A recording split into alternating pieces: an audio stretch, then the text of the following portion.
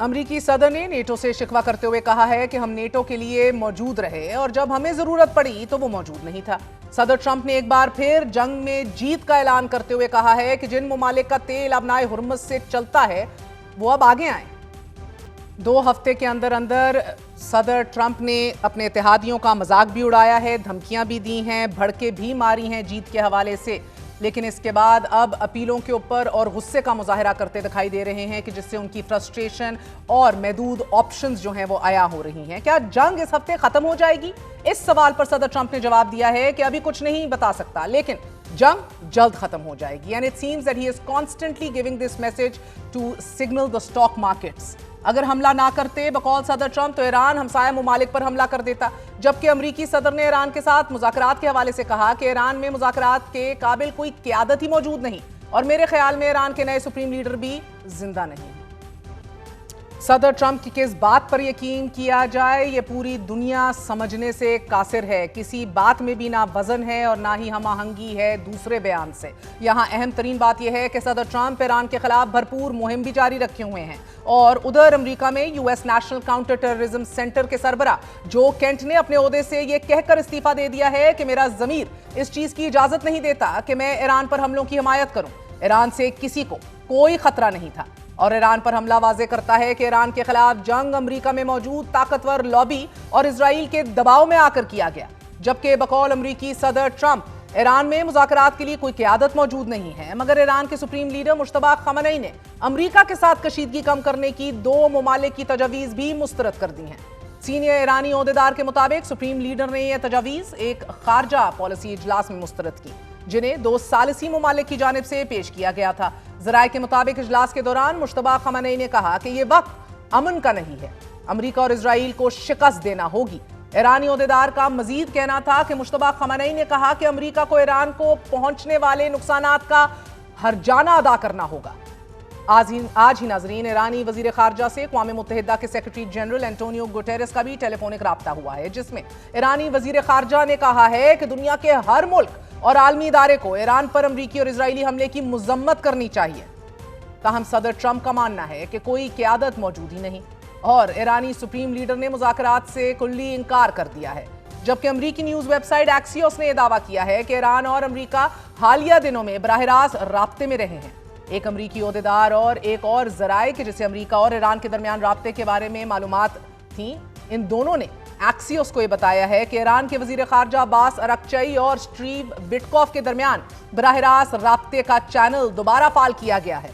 ابھی تک یہ نہیں معلوم ہوا کہ پیغامات میں واضح طور پر کیا کہا گیا ہے، البتہ ایک ذریعے نے یہ دعویٰ کیا ہے کہ اس رابطے میں ایرانی وزیر خارجہ نے وٹکوف کو پیغامات بھیجے۔ ان پیغامات میں جنگ ختم کروانے پر توجہ مرکوز تھی، جبکہ امریکی نمائندہ خصوصی وٹکوف نے ایرانی وزیر خارجہ کو بھی پیغامات بھیجے۔ وٹکوف نے ایرانی حکام کا حوالہ دیا کہ جنہوں نے یہ دعویٰ کیا کہ اراغچی وٹکوف کے پیغامات کو نظر انداز کر رہے ہیں۔ دوسری جانب ایرانی وزیر خارجہ نے رپورٹ کی تردید کرتے ہوئے کہا ہے کہ وٹکوف سے آخری رابطہ جنگ شروع ہونے سے پہلے ہوا تھا۔ ایکسیوس سے گفتگو میں امریکی عہدیدار نے کہا ہے کہ اراغچی غلط بیانی کر رہے ہیں کیونکہ انہوں نے ہی وٹکوف سے رابطہ کیا تھا۔ ناظرین، گزشتہ روز ہی صدر ٹرمپ نے کہا تھا کہ ایران بات چیت کرنا چاہتا ہے، لیکن اصل سوال یہ ہے کہ کیا اسرائیل امریکہ کو یہ مذاکرات یا پھر بات چیت کی اجازت دے گا یا نہیں، کیونکہ بی بی سی میں فرینک گارڈنر نے اپنے تجزیے who wants what from the Iran war میں لکھا ہے کہ صدر ٹرمپ کے مقاصد غیر واضح ہیں، جن میں ایران کے جوہری پروگرام کو محدود کرنے سے لے کر تمام امریکی اور اسرائیلی مطالبات کی منظوری سمیت ایرانی حکومت کا مکمل خاتمہ بھی شامل ہے۔ اب تک ایران نے نہ تو ہتھیار ڈالے ہیں، نہ ہی حکومت کے خاتمے کے قریب دکھائی دے رہی ہے کسی بھی صورت میں، جبکہ ایران یہ چاہتا ہے کہ یہ جنگ جلد سے جلد ختم ہو، لیکن امریکہ کے مطالبات کو مانے بغیر۔ تاہم اسرائیل کو ایران کے خلاف جنگ ختم کرنے کی کوئی جلدی نہیں ہے، کیونکہ اسرائیل یہ چاہتا ہے کہ ایران کے ballistic missile, storage depot, command اور کنٹرول مراکز سمیت ریڈار اور پاسداران انقلاب کے اثاثوں کو جتنا ممکن ہو سکے تباہ کر دیا جائے۔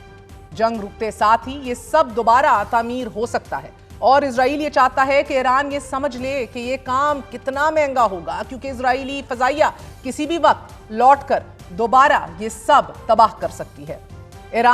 ایران یورینیم بھی اس حد تک انرچ کر چکا ہے کہ جو سول جوہری ضرورت سے زیادہ ہے۔ इन सब को मिलाकर देखा जाए तो इजरायली वजीर आजम नेतन्याहू की हुकूमत के लिए ये ऐसा खतरा है नाजरीन कि जो नाकाबिले कबूल है। मगर दूसरी तरफ आज ही इजरायली वजीर खारजा ने कहा है कि ईरानी हुकूमत को सिर्फ ईरानी अवाम के जरिए ही गिराया जा सकता है। ईरान पर हमले से मुतल्लिक जहां इजराइल और अमेरिका की असेसमेंट्स गलत साबित हुई हैं, वहीं रॉयटर्स ने यह लिखा है कि ईरान पर हमले से कबल सदर ट्रंप को बता दिया गया था कि ईरान पर हमला पूरे खित्ते को जंग के दिहाने पर ला खड़ा कर देगा और इसके असरात पूरी दुनिया पर मुरत्तब हो सकते हैं, बिलखसूस खलीजी ममालिक पर। और जरिए ने रॉयटर्स को यह भी बताया है कि जिस अंदाज में ईरान ने हमलों का जवाब दिया वो अमेरिका और इजराइल के लिए बहुत ज्यादा हैरानकुन था। जबकि रॉयटर्स की एक रिपोर्ट में यह भी दावा सामने आया है कि खलीजी ममालिक ने ना तो ईरान पर अमरीकी हमले की हमायत की है और ना ही वो इस तनाज़े में शामिल होना चाहते हैं, मगर ईरान की तरफ से उनकी सरजमीन पर हमलों के बाद ये ममालिक ये ज़रूर चाहते हैं कि अमरीका और इजराइल ने जिस मकसद के लिए हमला किया अब वो हासिल किया जाना चाहिए। 3 ज़राए का हवाला देते हुए रॉयटर्स लिख रहा है कि सदर ट्रंप खलीजी ममालिक को ईरान के खिलाफ मुहिम में शमूलियत के लिए दबाव डाल रहे हैं, मगर ये ममालिक वो रेड लाइन क्रॉस नहीं करना चाहते। आज ही CNN के खसूसी नुमाइंदे निक रॉबर्टसन ने अपनी रिपोर्ट में बताया है कि कैसे खलीजी ममालिक ईरानी हमलों और स्ट्रेट ऑफ हॉर्मुज़ की बंदिश से मुआशी क्राइसिस का शिकार हो चुके हैं। ताहम अमरीकी सदर की तरफ से ईरान के खार्ग जजीरे पर एक बार फिर हमला करने के ऐलान पर ईरानी अफवाज के तर्जुमान ब्रिगेडियर जनरल अबू फजल शिकारची ने एक बयान में वाज़ेह कर दिया है कि अमरीका खार्ग में तेल तंसीबात पर जिस मुल्क से हमला करेगा, जवाब में उस मुल्क की तेल और गैस तंसीबात पर हमला कर दिया जाएगा।